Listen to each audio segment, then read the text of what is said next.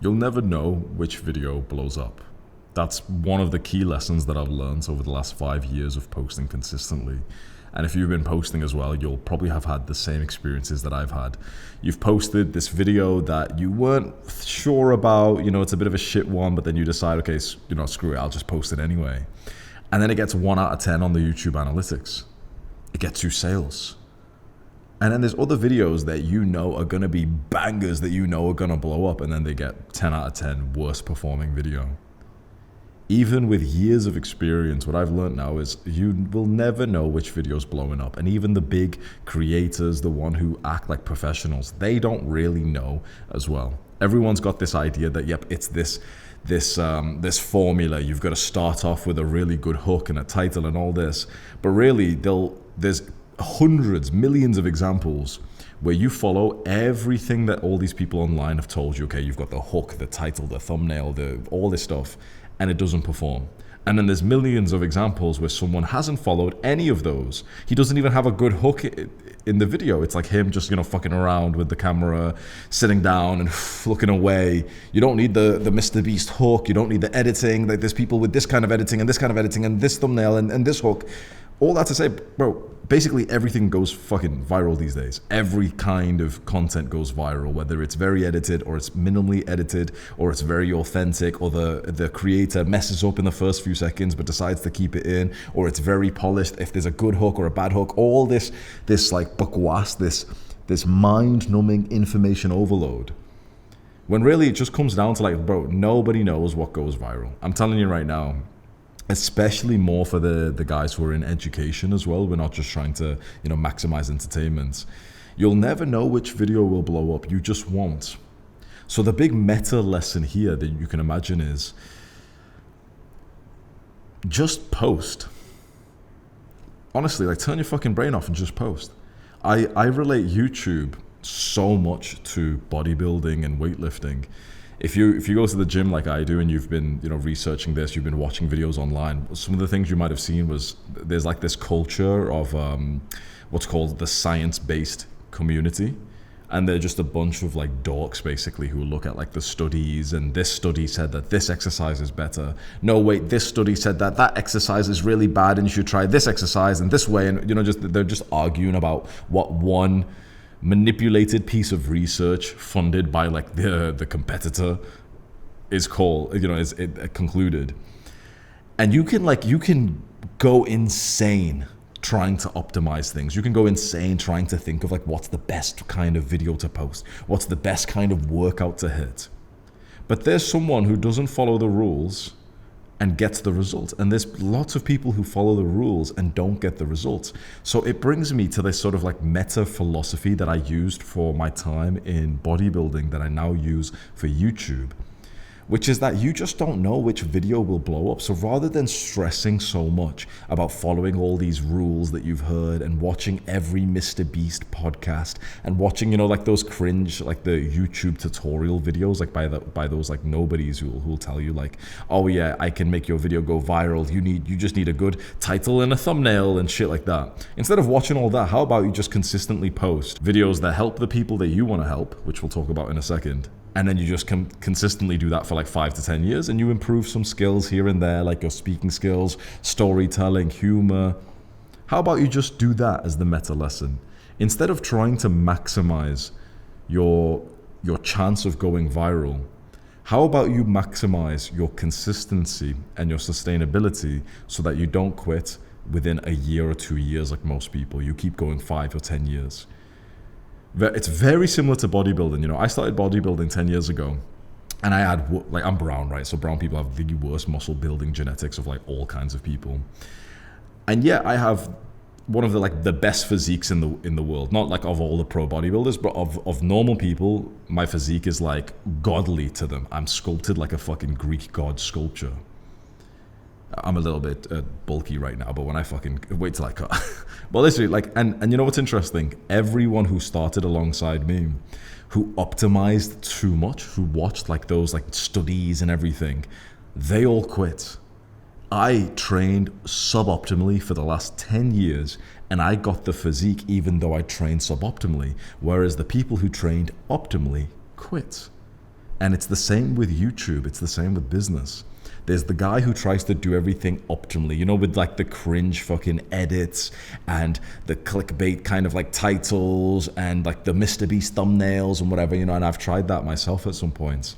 The guy who just tries to full like viral max and ends up just quitting because it's not fulfilling and he's just bored and it's just cringe. Or the guy who just like consistently just posts good shit and keeps trying to like improve some skill like persuasion, sales, marketing, storytelling, whatever. The guy who just takes it a little bit casual and just shrugs his shoulders saying, you know what, I actually don't know which video will blow up, because sometimes I post a video that I think's a bit mid and it does really well, and sometimes I post a video that I think is awesome and it doesn't do well. So he just says, okay, fuck it. Instead of me trying to guess which video is going to blow up, I'll just post consistently for 10 years straight, and then naturally some videos will blow up, some won't, and my average will keep increasing. That's the big lesson I would pass on to anyone who's watching a video like this. I'm telling you, look, I've watched all the same videos that you have, you know, the ones from those creators who help you blow up on YouTube. And I'm telling you, it's such a waste of time. The same way that I tell young men not to watch the science-based fitness tips, the same way I will tell you to stop watching all of this Mr. Beast podcast bullshit where you're hearing about the importance of titles and thumbnails and hook retention, CTR, because bro, like the most successful videos on my channel, CTR's fucking low, retention's fucking low, but views are astronomically high. The rules are not rules. They're just something that some fucking guys casually said on a podcast, and we're all like, yep, that's the way, it's CTR and watch time. Well, shut the fuck up. It's not. It's literally just like, are you posting pretty good videos that people like, and are you doing it for 5 to 10 years? That's what it is. It's the same with fitness. It's not about if you've got the highest activation of the EMG bullshit from the study and you're lying down on the floor doing fucking cable curls like a fucking weirdo. It's just about, are you enjoying lifting enough so that you don't stop lifting, within 10 years you'll have the perfect male physique. It's this big outward look, like looking at the thing overall instead of looking at it in like a vacuum. If you want help like this, by the way, if you're a YouTuber, top link in the description is my YouTube program. I'll literally walk you through more of this like big levels things and also the micro things. I look at your YouTube videos, give you advice, tell you what video to make next, and tell you what to improve on. So if you wanted to invest in this journey, you can click on the top link. So the second point that I want to make in terms of growing your YouTube channel is the YouTube analytics well and truly lead content creators astray. I'm talking about the educational ones, right? If you're a entertainment creator with no soul, then this channel isn't for you. This channel's for the people who are making educational content because you want to help people and not just brainwash them, basically.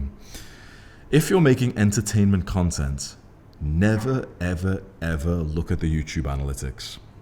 You're an addict. Like you genuinely have an addiction to it. I know for a fact you do. Most people, like 99% of guys who are watching this, you're like some weird little crackhead who's like watching the analytics every day. You're looking at the views went up. And the worst thing is you're looking at all this. It's not fun. It kind of stresses you out and makes you feel agitated. But the worst thing is, the most cringe thing is, you look at this data without being a data analyst and you create false conclusions which are completely illogical. Like the views go up one day and you'll conclude, yep, so that means I should post videos like that. But what you've not seen from that day was that an old video actually got 5,000 more views that day. So it wasn't the conclusion that you made, and you're just running on this false paradigm, and this is why you're fucking poor. Like, I need to be a little bit mean here, right? However much money you've got in your bank account right now shows how good your brain is. So your brain is fucking retarded, because if you've got less than 50,000 in your fucking bank account, like you and your own parents and all your fucking bloodline, no offense, I sound like an asshole, but you're all fucking retards, right? You have to hold your hand up right now. If you don't have 50K in your bank account, it literally means you've got like illogical thinking. Like the money in your bank account is just a reflection of how good your thinking is. So hold your hand up and say, yeah, you know what, Hamza's kind of right. Like if I was better at thinking and making decisions, I'd be a millionaire, but I'm not. I've got less than 50K. Of all the billions and trillions that are in the world, and you've got less than $50 measly thousand, right? Hold your hand up, say you're a fucking retard, and let's continue, right? So you're a fucking retard. I'm not. I've got like, what, 1 million or something in bank accounts right now. I'm telling you right now, it is how good your thinking is and how good your decision making is that dictates how much money you have.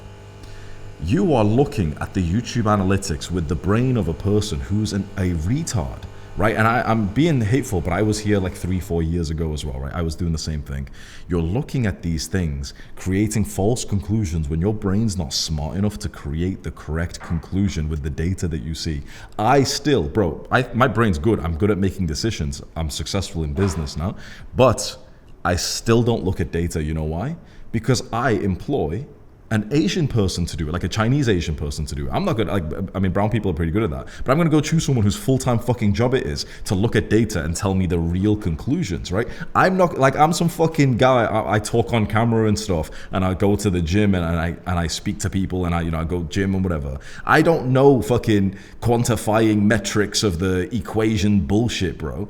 That's not my fucking job, and chances are it's not yours. So what ego do we have when we see data and we start creating conclusions when people fucking study for like 10 years to be able to understand data, like you see in the YouTube analytics? The YouTube analytics has globalized data for creators who are fucking retards with data, and so we create false conclusions, and then we're like, oh, so I should make more videos like that. Okay, Mr. Beast said that we need a 60% retention, so I'll just shorten the length of my videos because it's easier to get 60%, or I'll just have like fucking edits every fucking 3 seconds inside of my videos, and suddenly you're just creating stupid fucking conclusions, right? So if you're gonna, like, if you care about looking at data or whatever, you hire a fucking like Chinese person or like a brown person, not me, like not me, I'm not good with that stuff. Like, you know, you hire an Asian to do it, and he will tell you, okay, this is what 75, 66, so you should post videos which are 24 minutes long. Okay, sweet, maybe. Even then I wouldn't even like want to listen to that, but like, fine. But you're not, right? This is like trying to like get into esports as a career, but you're not even Korean, right? It's like, stop fucking trying to like do something which is not your fucking craft. You are not a data scientist. You're not a fucking data analyst. I'm not. Stop looking at the YouTube analytics, because you'll look at it and the CTR will be low for a video, or the retention will be high for a video. And then you'll think, okay, based on my analysis of just looking at 2 numbers, I've concluded that for the rest of my like YouTube career, up until I change my mind in a few weeks' time, I should post videos like this. And what you've just done is completely wrong, and you've just went down this weird path. It's like we're all explorers, like navigators. We're using like the solar system, you know, the stars of the sky to get back home. And you've seen a star that you're like, yep, that's the North Star. That's the one we need to follow. But motherfucker, you're looking south. Like, you're looking the wrong fucking direction. You're like, oh, well, yeah, North Star, let's go this way. And now we're all lost and dehydrated. Stop thinking that you've come up with the correct conclusion looking at all this fucking data. Again, this brings us to a first point. You don't know which video will go viral, but you also don't know, looking at the stats, why something went viral in the first place. There's videos that follow all the rules of YouTube, the title, the thumbnail, the hook, they get good views. But then there's videos that don't follow any of that stuff and they get good views. There's this video that went super viral about a year ago, where I don't know what it was. It was like this guy who was like a neurosurgeon or something. He stood in the mountains. He got like 10 million views. And he's like, I'm like an MIT neurosurgeon, and I've like quit my job, and I'm like living in the mountains and whatever. And yeah, it went super viral. It's got a shit camera, normal like fucking shit thumbnail of him. He's not doing a Mr. Beast face or any before after stuff. There's no editing. He's not speaking in this fancy way. I was an MIT educated neuro. Let me show you this one. You probably recognize it. It went super viral. This one. You probably recognize that a little bit, right? And guess what the lesson of, how many? 17 million views for a video just recorded on his front camera. Why did that go viral? Because Mr. Beast wouldn't have said that one would go viral. Shit thumbnail, shit title. It wasn't a clickbait title at all. There wasn't a hook. There was long pauses. It was edited. The lighting wasn't perfect on his face. The audio wasn't perfect. Why did it go viral? Because people don't give a shit about those standard things anymore, especially with more of this like educational, real world kind of videos. They don't give a shit. Thank you, baby. Cheers, bro. You sure you don't want to follow my advice, bro? I'll let you sit with that for a second. The cup's actually empty. I'm just pretending.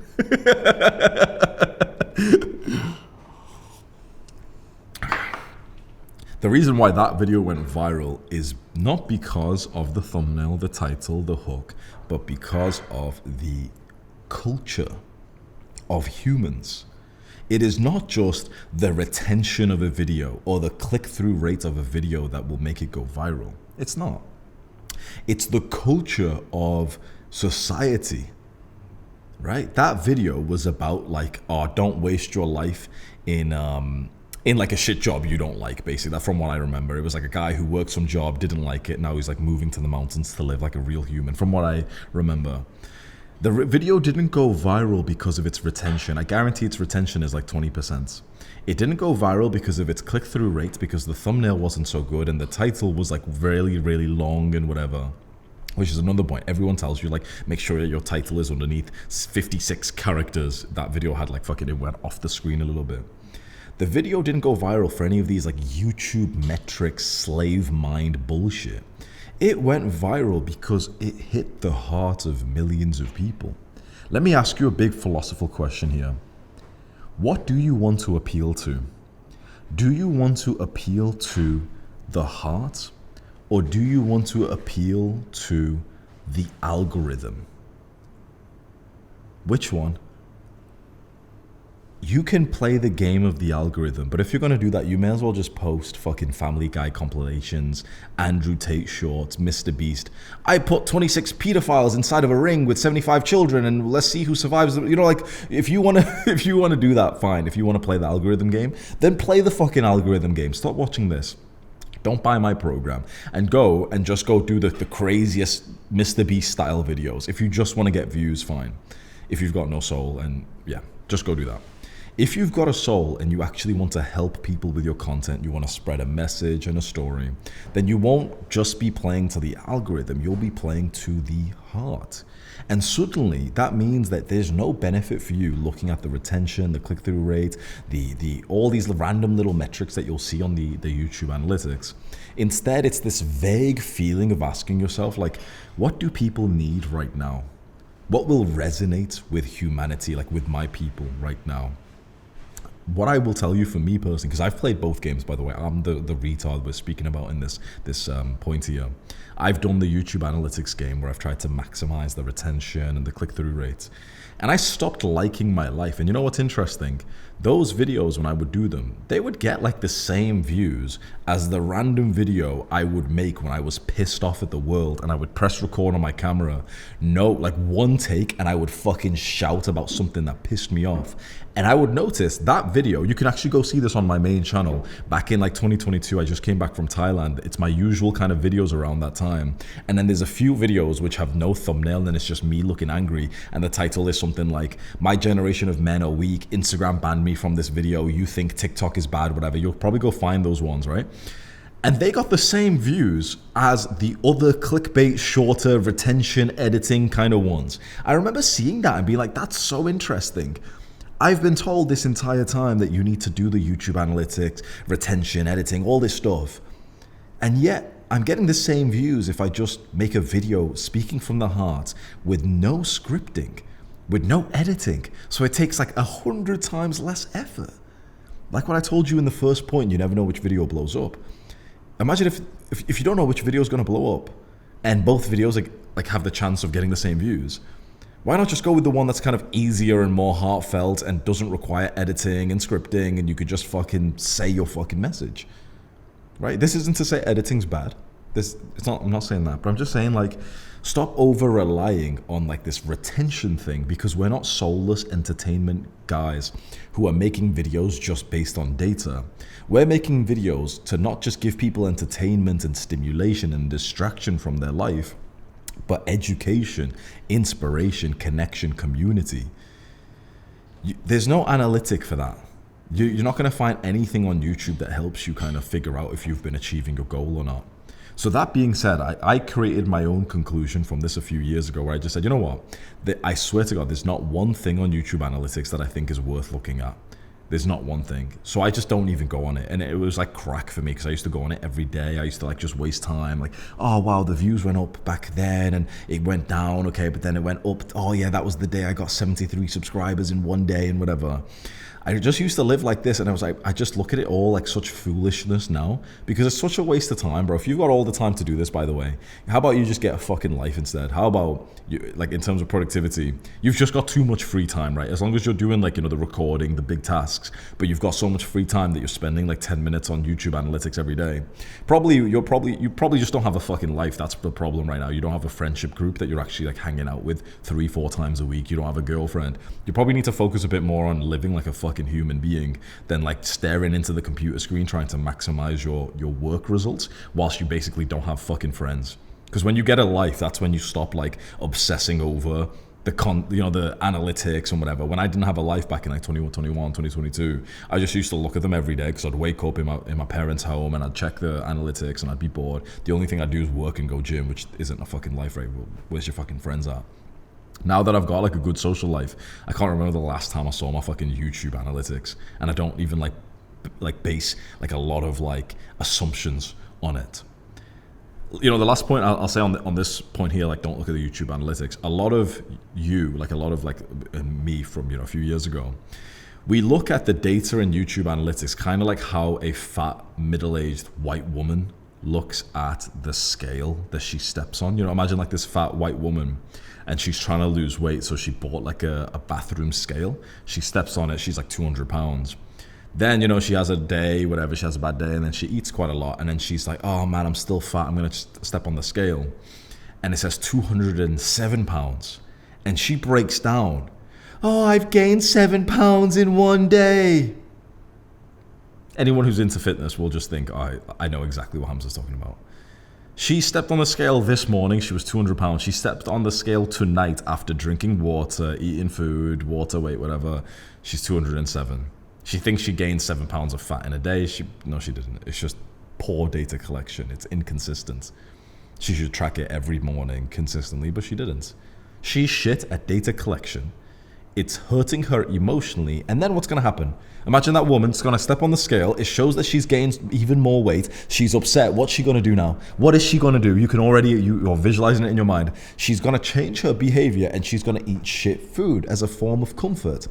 Like you. You're the middle-aged fat white woman in this situation. Oh, you know, my videos aren't getting so many views. I should just change the direction again. Are you fucking retarded? Are you like this fucking simpleton woman who's just fucking eating extra food because now she's upset? It's the same thing. You're seeing data that you have not properly analyzed, and then you're changing your behavior on that. You may as well not see any data at all and just align it to that sort of heartfelt connection. And that's the final point of this video. Point number 3 that I wanted to make for you to get more viral. What should you align it to? How do you know like you're actually making a good video then? If, for example, I'm telling you that there's no metric for you to actually base your videos on, we're not giving a shit about views or retention or CTR, what should you base them on?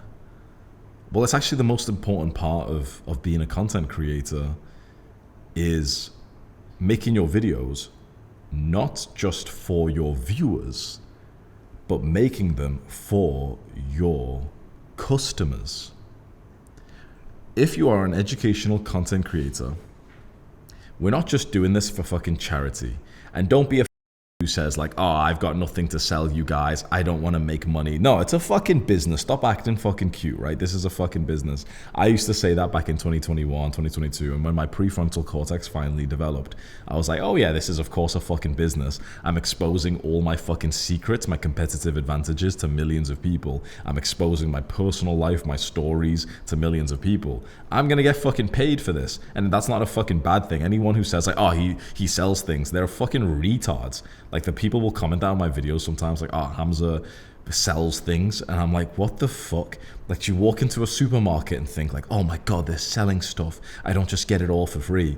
Fuck those dirty little communist bastards, right? Fuck these little, like, you know, the normal, like the modern day viewers who like want everything for free. No, my videos are free, fine, but I've got paid programs because I want to make fucking money, bro. And every other creator, you should feel this way. Don't be some cute little asshole, cute little teenager talking about like, oh, I've got nothing to sell you guys. It's so immature.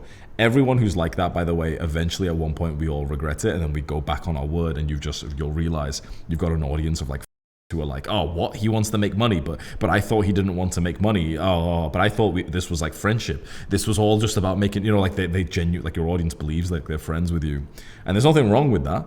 But it's like, if you're friends with me, you better hope that I'm fucking making money, right? You better not fucking try and keep me in the fucking bottom of the bucket of the crabs, motherfucker, right?